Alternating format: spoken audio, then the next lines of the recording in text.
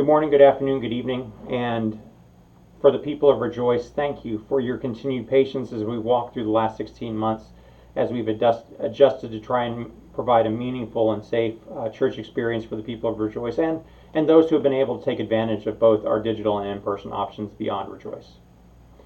So we're now at the point where the arrival and the effectiveness of COVID vaccines are allowing us to make several changes to our worship and our activities to Rejoice. And that's many of these go into effect this upcoming weekend. So I want to share with you the discussion that we as council have had and where we've come as far as making decisions for our worship going forward. So probably the one that most people are have a question on is wearing a mask. And I know that there's a lot of different perspectives on this. We saw this was in our discussion as far as council. Right now, for fully vaccinated individuals, wearing a mask will now be optional at Rejoice.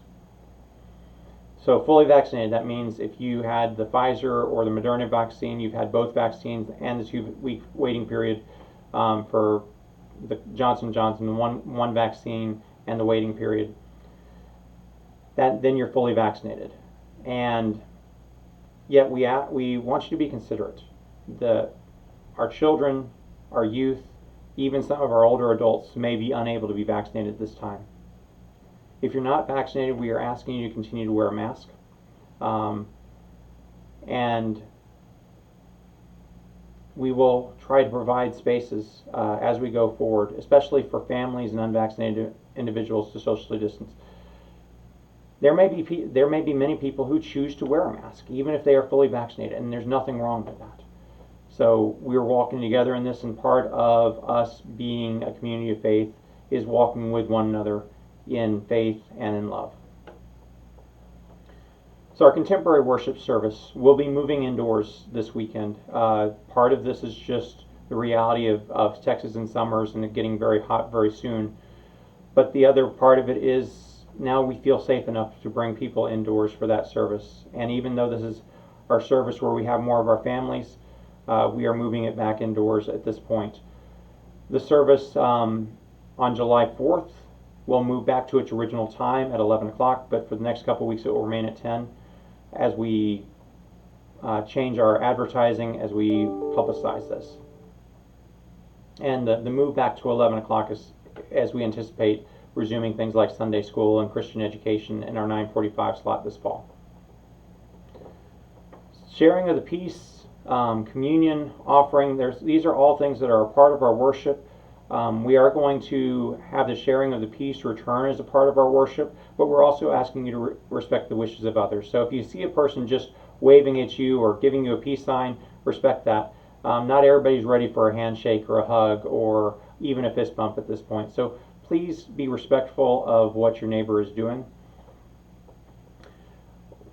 We will have our ushers provide an opportunity in our in-person worships to collect an offering. So they will, like we have done for collecting up the individual glasses after communion, they will pass through the congregation. Now this may change as our spacing gets tighter and tighter, but for right now we're able to do this, and that'll be our first step in that accommodation. Also, we will, starting this weekend, have the opportunity for people to come up to the front. Now we're going to space people out a little more than we did originally, but to come up to the front, to have that option as an option for communion, to where you will receive the bread and the wine like we did pre-COVID. The people who are serving will be vaccinated or will have their hands sanitized. We are asking them while they are doing that to wear a mask. There's also still the option for people to take the prepackaged communion back to their seats and celebrate at their seats. So we will continue to make that an option that's for those who feel safer doing it that way. But it's also kind of the beginning to open up and be available to do some other things. We're also going to continue to have both of our digital options going forward. We're continuing to monitor how frequently these digital options are used, but we anticipate, for the foreseeable future, having some manner of a digital option as part of our ministry going forward. So one of the other things we're looking forward to is is kicking off our activities for fall this year, and that'll happen on September 12th. So we are planning a celebration for September 12th to kick off many of our activities, and to invite the surrounding community to come and celebrate with us. We're hoping that many of our activities like puppets, Sunday school, adult education, small groups, youth groups are all active and beginning by that point as we start the 2021-22 years. So again, I want to thank you for your continued prayers, support, and cooperation as we faithfully try to do the ministry that we're called to do here at Rejoice. Thank you for all you've done and the ways in which you've supported us throughout this year, and I look forward to our future together.